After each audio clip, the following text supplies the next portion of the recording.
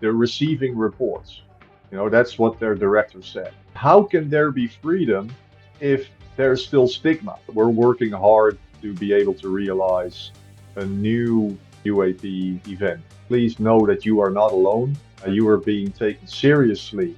Most of the times that we have a meeting at European Parliament or European Commission, we always take a witness with us, like a witness from aviation, military, or police. The amazing thing is when a witness can speak to a public representative. Then you can see there's like a weight lifted off their shoulders.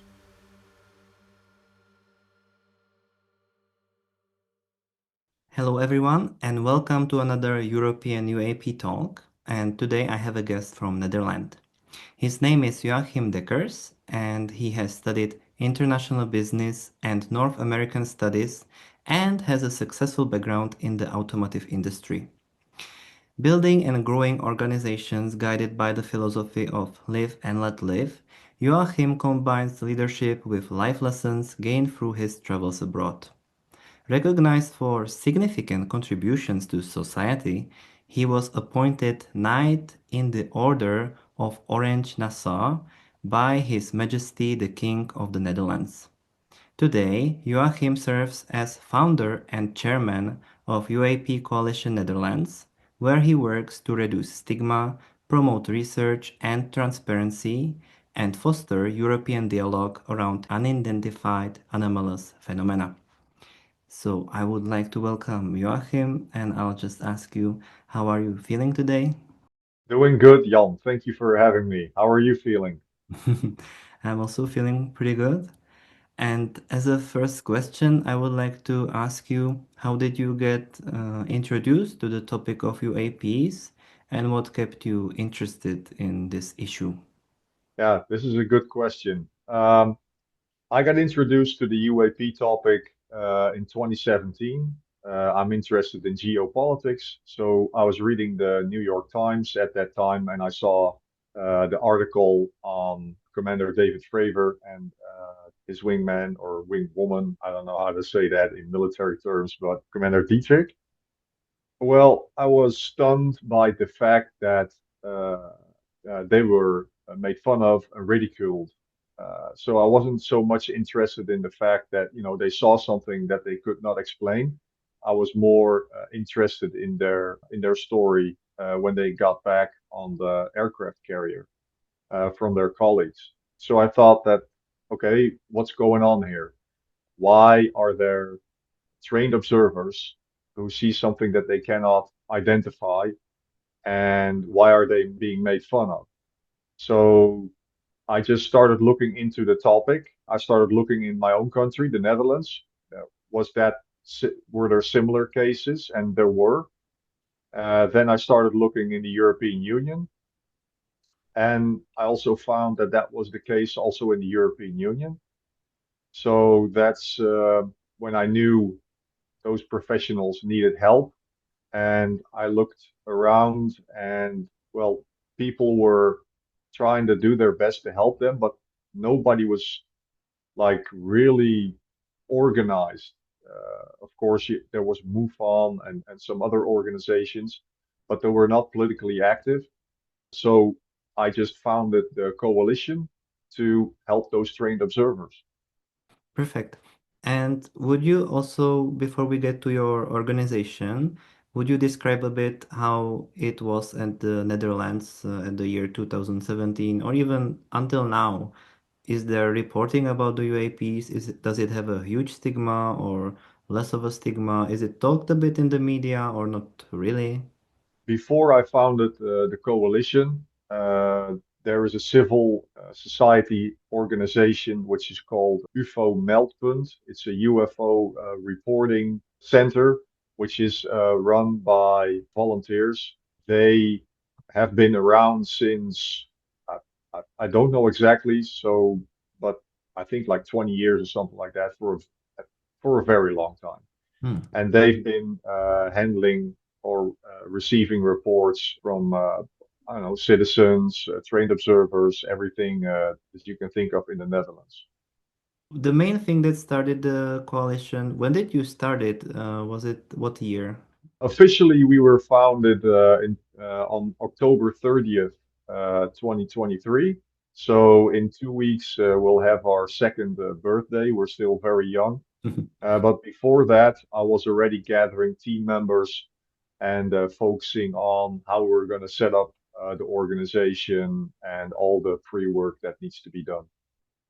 I saw your website and I like that in the bottom part there was a part that the people or the pilots can report securely to your organization as well if they feel that so that they feel that there's no stigma hurting them or so. So I understand that you're mostly focused on the pilots. We're focused on three organizations, mainly professionals in aviation, professionals in the armed forces, and professionals in the police, because most of them are trained observers. And what would you say that the coalition is trying to Hmm. Tell to the European Union or the politicians why should they take UAPs seriously? What are the your strong points to promote it? Yeah, that's a really good question. So we focus on reducing stigma, improving transparency, uh, research, regulation on UAP. I mean, there needs to be a central reporting point in the European Union because everything is harmonized. Of course, there are several, we're all we have member states, and of course, they need to be somewhere where trained observers can report within their national or within their own country. Hmm. But we also strongly believe there should be a harmonized reporting system, which is EU-wide and centralized. Hmm. And what we use, we look what's happening internationally. So, for example, what are movements in the United States in regards to, the hearings, the founding of Aero, NASA appointing a director, all these things. We're looking at South America, what's going on there. In Brazil, we had the recent hearings there. Of course, an important one within the European Union is Japan in Hmm. France. Hmm. And they've been around for a long time, as you're well aware. So that's important for us. We're looking into the developments in Japan. We're following China, also Russia, of course, what's going on there.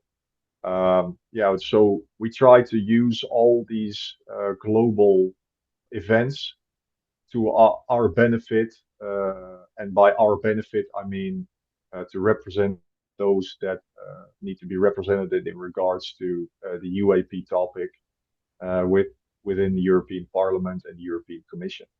I mean, I understand that right now the European Union doesn't really want to touch the UAPs to, I mean, to have it reported that every country on its own should deal with it on their own, or it is how I understood that they just want each state to take care of it for themselves to check what's in their skies.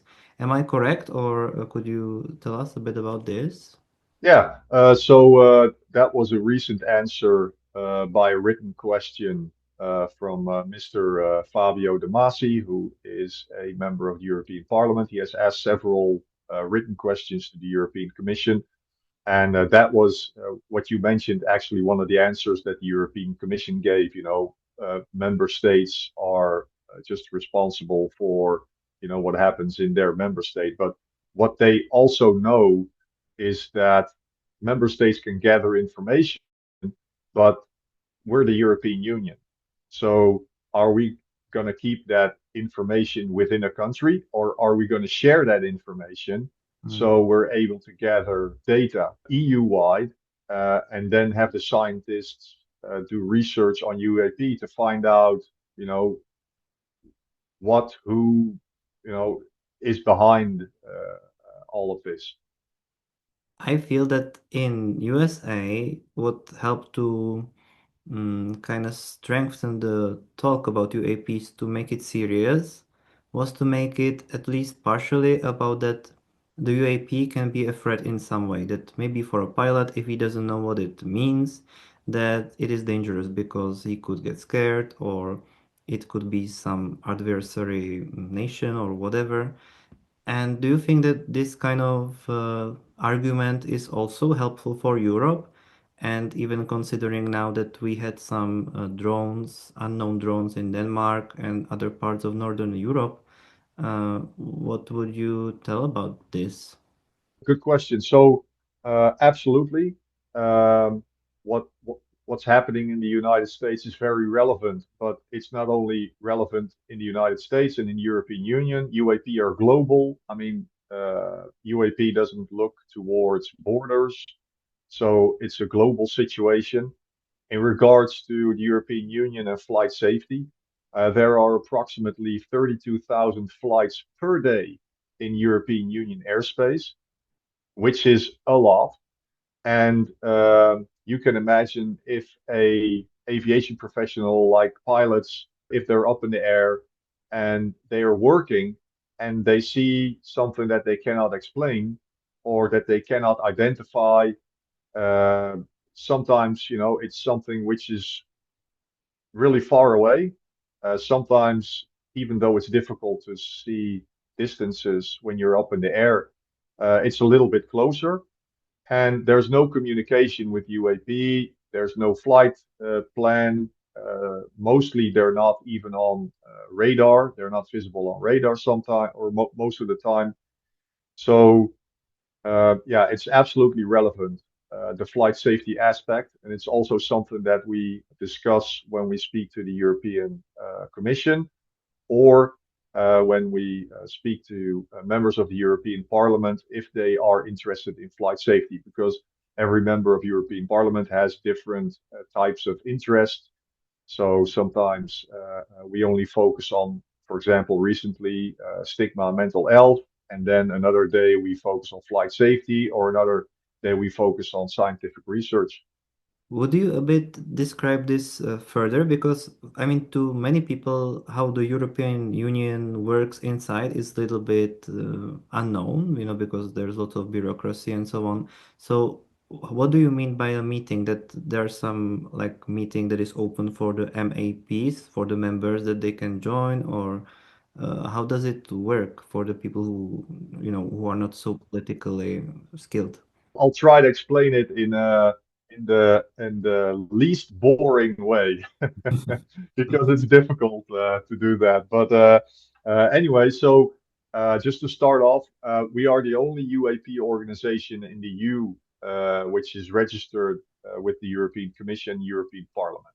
Hmm. So what basically happens is we write to 720 members of parliament when there is a topic on the agenda which touches on UAP.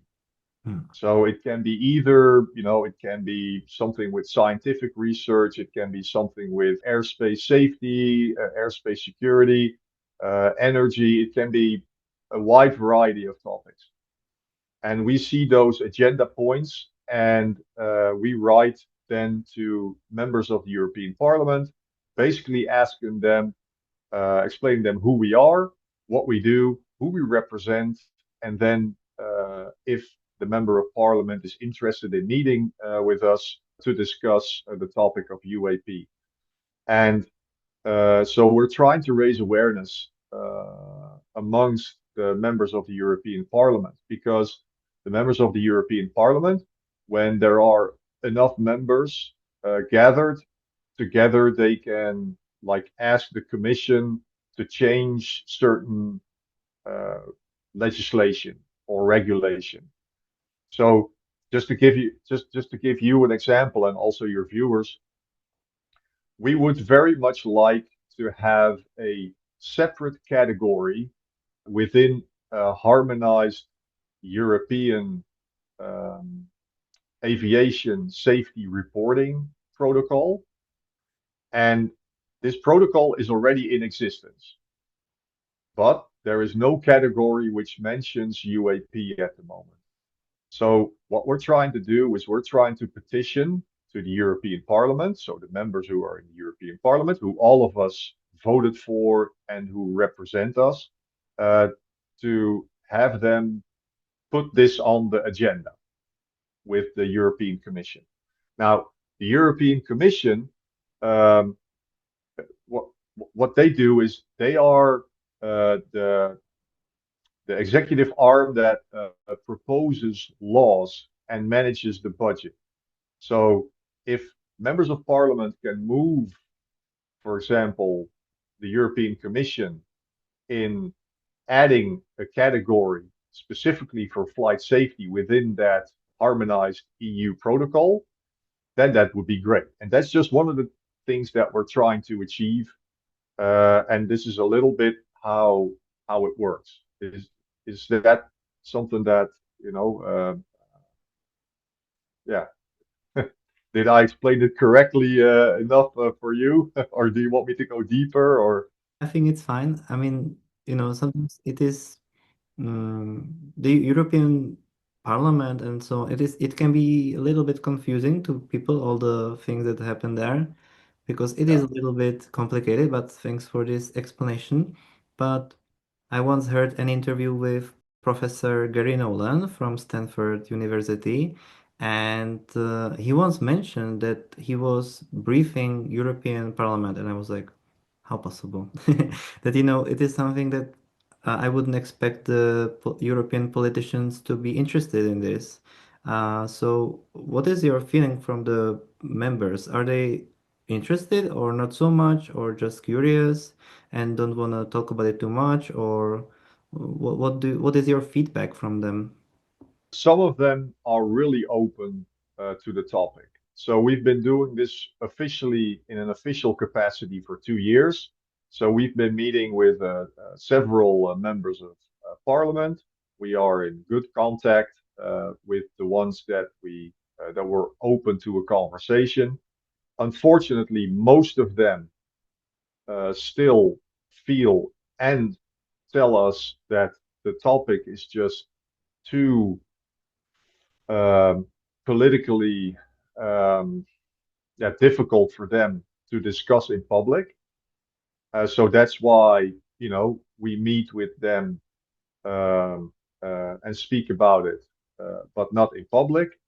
And there are several others who are really vocal about it, uh, uh, like Mr. Fabio De Masi.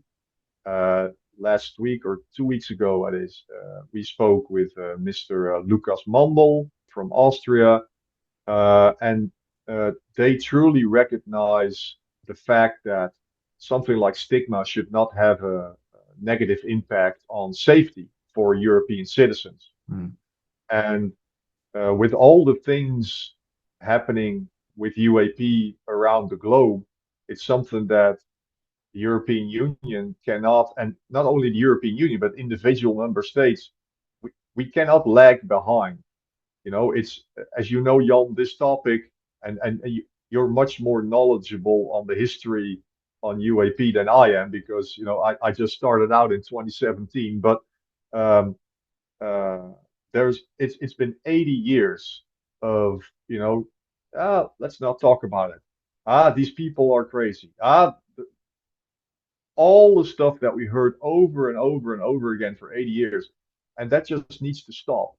And that's one of the strong motives that we have within the coalition to move this topic forward, so we can have just an adult, serious conversation about it without being laughed at. Hmm. So let me give you an example. Like most of the times that we have a meeting at European Parliament or with European Commission, we always take a witness with us, Hmm. and like a witness from aviation, military, or police.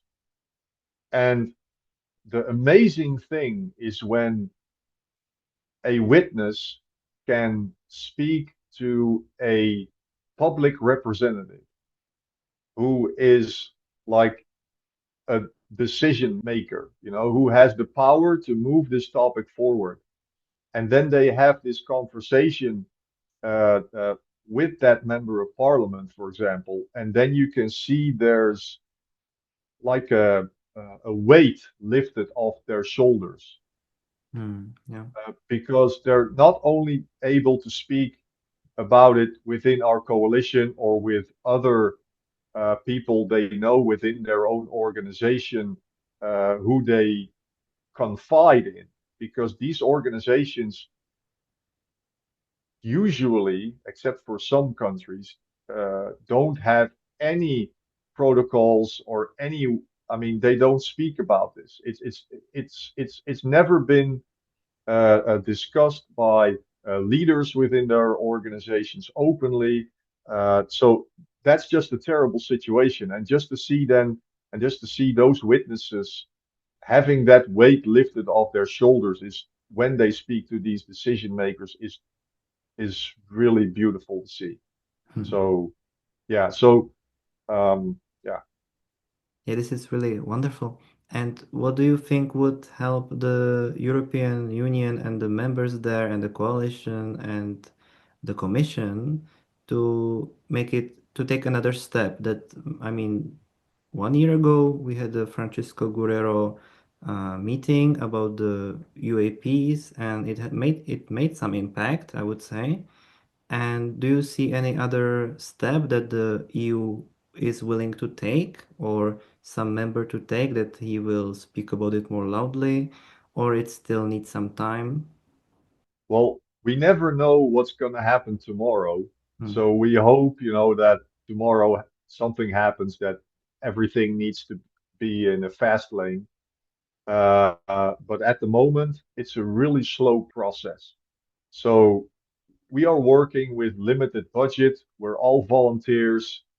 So we all have other things to do in our lives, but we do this with a focus. We do this with a great motivation, and we see the ball rolling.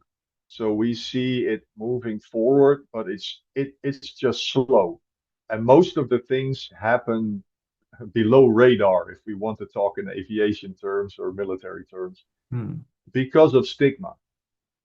And that is something that needs to change. So, for example, a couple of months ago, President von der Leyen of the European Union, she gave a really big speech on science, and they had 500 or 600 million opened a budget for to attract scientists from outside the European Union and to give them funding, etc., etc.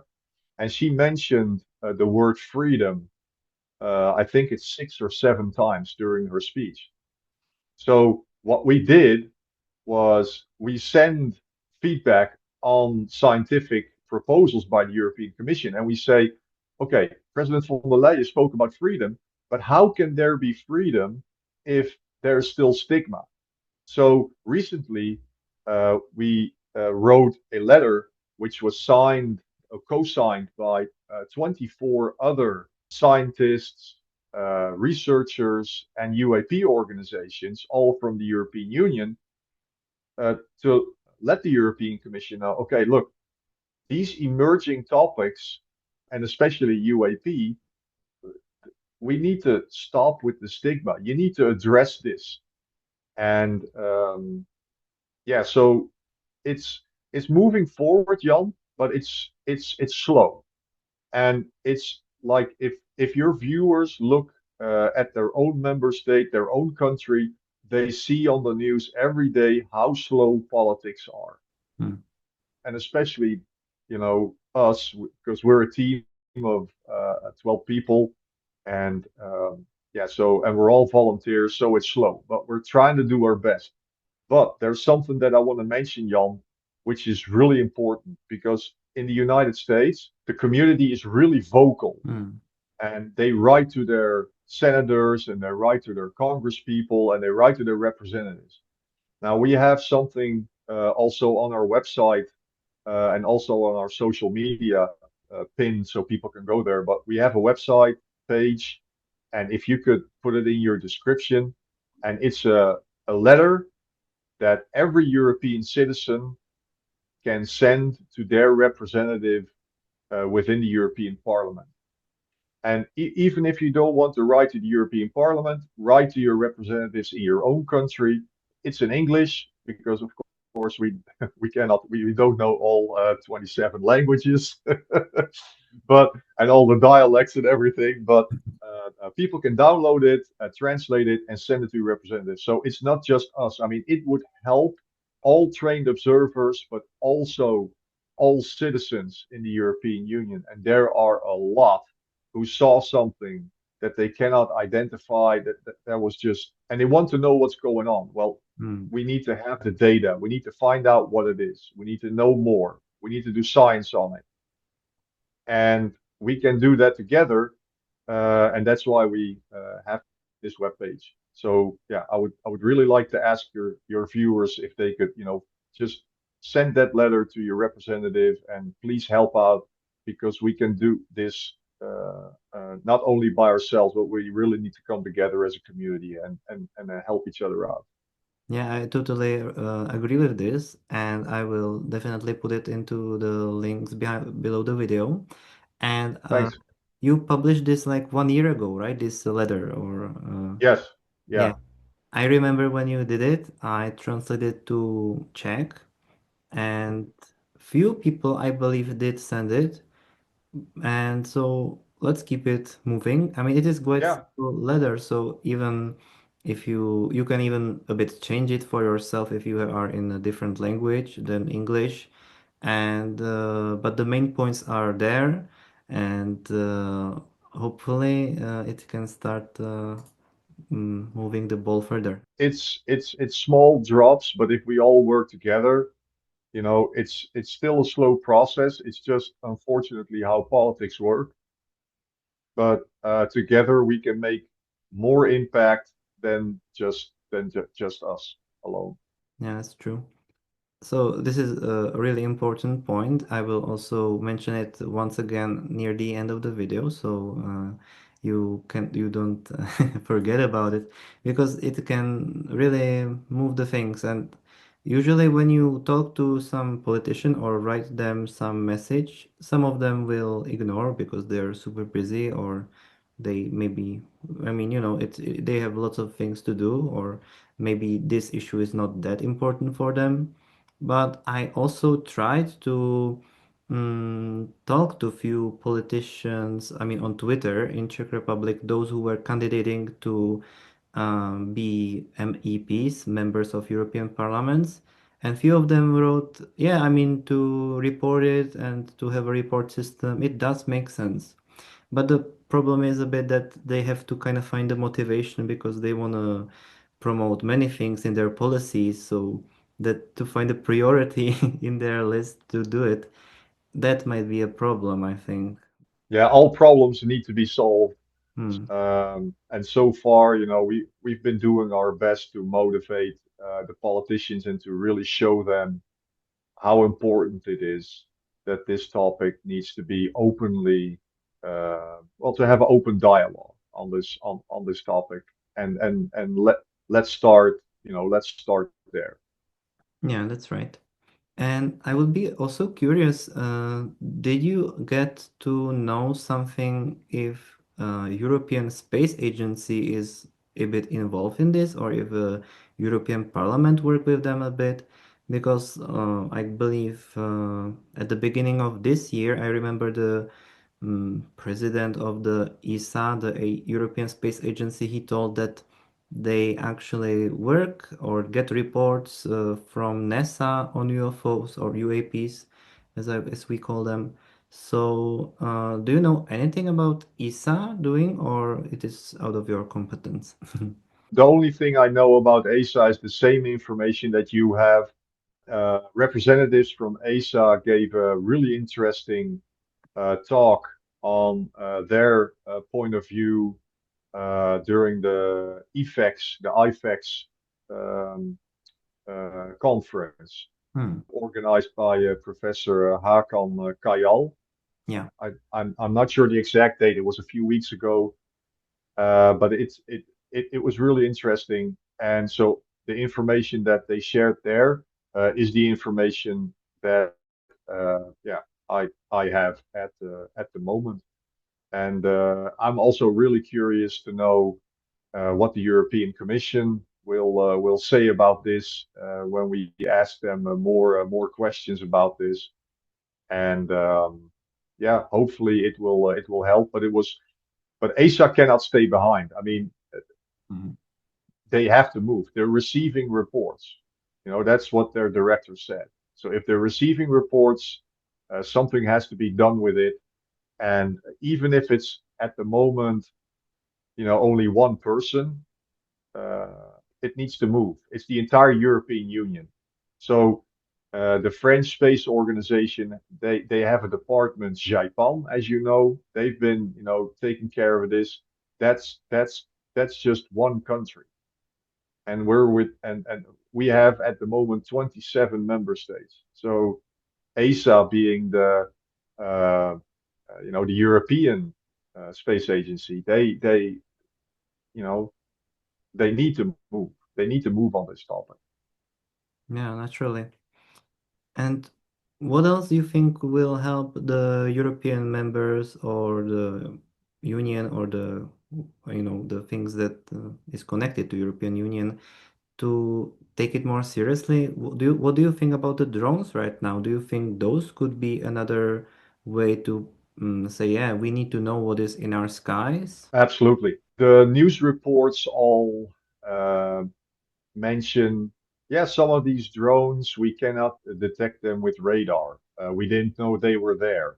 Hmm. They are the size of, I don't know, a Mini Cooper, you know, car-sized drones. Hmm. Well, to be honest, I've never seen a car-sized drone. We all know the commercial drones. We all know the drones that some of the governments use for, you know, traffic or farming or, you know, all these drones. They're bigger, but I've never ever seen a drone the size of a car, which is not military. You know, the United States military and other member states, they have certain drones, but to my knowledge, they don't evade radar, or they pop up, or they fly in swarms. You know, it's just a strange situation. So all the drones in European Union airspace, which are unidentified, uh, need to be researched, and I'm sure the military is doing that. But then the question begs, how many are considered UAP? How many fall under that category?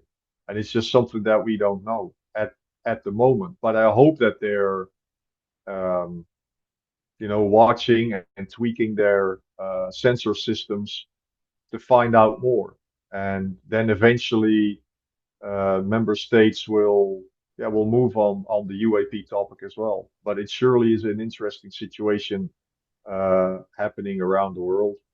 I remember that when in the US there was that report on the balloon, the Chinese balloon or whatever, Yeah, that after that the FAA or the whoever controls the airspace, they kind of changed the how to say, they kind of changed the setting of the yeah, whole thing, and suddenly they saw many more things on their radar. So, yeah, even these kind of things can then help to identify the stuff. So I think we are on a path to a better knowing about the UAPs here in Europe. So this is just one of the yeah. things that might help it. Yeah, I agree. I agree, especially with the development of sensor systems, the improvements. You know, and I hope, like you said, that we tweak our systems like the ones they did in the US. It would be interesting to find out what's in our skies. Hmm. Yeah. And are you excited about anything else happening in this UAP things? I mean, there seems to be more research in Europe from the Würzburg and even other places in Europe. There seems to be a Soul Symposium coming up. Will you be there too? Yeah, I'm going to Seoul in Italy. Yeah, and I'm looking forward meeting the people there and gathering new insights and just the vibe. how the people are feeling nowadays, because so much happened in such a short period of time. So yeah, and I I I hope that we can just move everything forward with the entire community here within the European Union, but also internationally. So I hope at Seoul to meet people from around the globe, other countries as well, to see what we can do together. But you know, I hope that maybe from the symposium, maybe later there might be some, you know, again some European meeting on in the parliament or whatever, or some just something public, and maybe then when people can get motivated to start to send the letters and so on, you know, make kind of wave and then push it, which I can a bit see in the USA that they sometimes plan something or do the, you know, the official UAPD, you know, the legislation they are preparing, and they tell people, come on, send the messages to the members of parliament, you know. So I guess once something like this happens in Europe, some wave, and then your letter can get sent too, then it might break the wall, maybe. Yeah, the thing is, Jan, a new European event will not happen this year Hmm. because it takes a lot of planning and organization. Hmm. So yeah, we just have to wait and see. Maybe next year, maybe in 2027, but we're working hard to be able to realize a new UAP event Hmm. like what happened last year. That event was open, it was public, and we would really like to see that same format again. So, people can watch online or Hmm. people can be present. Yeah. Hmm. I mean, we talked about so much of the political things and the official path forward, but would you share just some, maybe some UAP case that is maybe known in the Netherlands? Or, you know, if I would ask some random person on the street in Netherlands about some UAP in Netherlands, what he would tell me, that there are some cases or not that many? Is there some famous one? In our country, there are several cases which are, you know, famous. I don't think if you ask a random person here on the street, Hmm. hey, do you know a famous UFO case that they say, look, it's this and this. I don't know what that's like in your country, but the topic is kind of narrow with people on the street. But anyway, my opinion. So this is my opinion. The most famous case is the Soesterberg Air Force or Air Base case that happened in February of 1979, and Soesterberg Air Base was a air base which was Dutch, and the Americans also had a part of the air base. And during an early morning, cold winter time, 12 um, Dutch military police saw a triangle hovering slowly over the airbase, and it had the three lights, uh, just the common triangle shape UAP that we are familiar with. And the Air Force did research. They interviewed the Dutch witnesses, and their conclusion was that it was a temperature inversion, but that, I mean, those 12, they were on record. They got interviewed by a radio station. They did a documentary on it, which was released a couple of years ago. It can be found. It's found on Prime, and their trailer is on YouTube. And perhaps you can put the link in your description as well. I'll give it to you because I don't know it off the top of my head. But it's really really interesting what happened there. And those all those witnesses say, look, this was not a temperature inversion. Their response was that they weren't being taken seriously, and especially in 1979, some of them suffered all through their lives. Some of them, most of them, don't even want to speak about it anymore. Uh, some of them were ridiculed by their own families.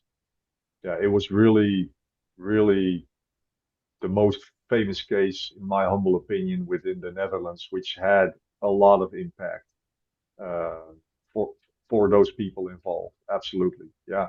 Hmm. Were there any triangular shaped uh, craft or objects seen in your country that you are aware of? Good question. I would say no, or from what I know or what I've heard, not really. Okay, I wouldn't say so. But it also reminds me the Belgium case, no? That one was yeah, triangle. Hmm. yeah, yeah. 19, 1990s. I don't know the exact year, Yeah. but that was the Belgium wave. That's what they call it. And also, I don't know much about it, but yeah, that was something for your, if your viewers are not familiar with that case, that's something to also look into. Yeah. So, before you got interested in the UAPs before the year 2017, you were not really interested in the UAPs. So, did you hear something about some stories before, like, or was it just, no, these things, they are nonsense? And this is kind of the mindset that was there prior to 2017, or for instance, these kind of stories about the triangles, did you hear them before 2017 or not? No, I was just living a different part of my life. Uh, you occasionally watch a movie which is science fiction, and you I never thought really much about it, uh, to be honest. Uh, I also didn't have an opinion on it. For me, it was back then also, look, if live your life, be happy, and if you want whatever you want to believe, that's your that's your decision and that's your freedom to do so. So no, before 2017, I had absolutely no clue, and that's why I'm really proud of my team because uh, there are, I mean, we really have some people in our team who are truly, and I call them walking libraries of Alexandria because I sometimes have to call them and ask, look, what is this, or what happened then, and I mean, it's amazing to have a team like that and people like that to be able to call each other or to talk to each other about this. And it gives me more information about a lot of things. And like Jan, like we spoke about, like earlier, 80 years. I mean, I mean, why has there never been any serious investigation within the European Union? Of course, the European Union is not that old, but and that's why I really applaud the French government, with Jaipam what they're doing.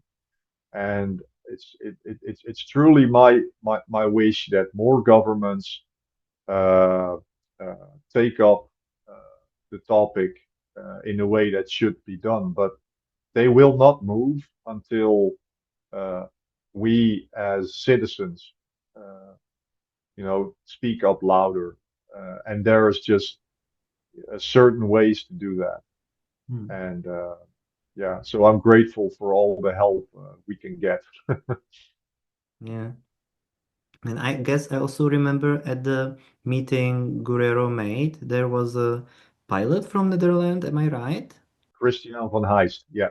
And he made some photo of an object he couldn't identify. I remember that part. That also stuck in my mind. Yeah, he's one of our ambassadors. So we have an ambassador program. Basically, what happens is we have several professionals who are public ambassadors and several people who are, uh, yeah, they're not public. They're below the radar, so to speak. And what happens is if they hear something from colleagues about the topic UAP, they speak to them. And they basically act as uh, uh, a point of reference, as a UAP information hub. And they speak to these people, they speak to the experiencers, and they, make sure that they have the feeling that they're not alone. Hmm. So yeah, and then they get them in touch with the rest of our team, and we receive the reports, and we start the whole process on so. But Christian's story is really interesting. Yeah, he saw several things during his long career because he's been flying for, I think it's 20 years now at the point. I don't know, give or take a couple of years. Uh, and aviation professionals don't see stuff every day that they cannot identify. Yeah. About Christian is he's also a really good photographer, Hmm. and he won several photography awards. And at that point in time, when he and his co-pilot had their sighting, he had his, I don't know, like most pilots, they just have an Android or an Apple phone in their, with them. But he had this like really good photography camera with him, and he was smart enough to actually take a picture. So it's not only the picture, but the whole story behind it. Yeah, is just something that people need to dig into. He's already done several podcasts. So yeah, I will just let you tell if you would like to tell the viewers how they can help the UAP to get taken more seriously in Europe. If you have any other suggestions except the sample letter, and at the end, I will mention that letter as well. I have a message also for your viewers. Know that you are not alone. And I mean, even if you're not a trained observer, if you have something to report, speak about it openly with people you trust, or just at least contact an organization within your own country.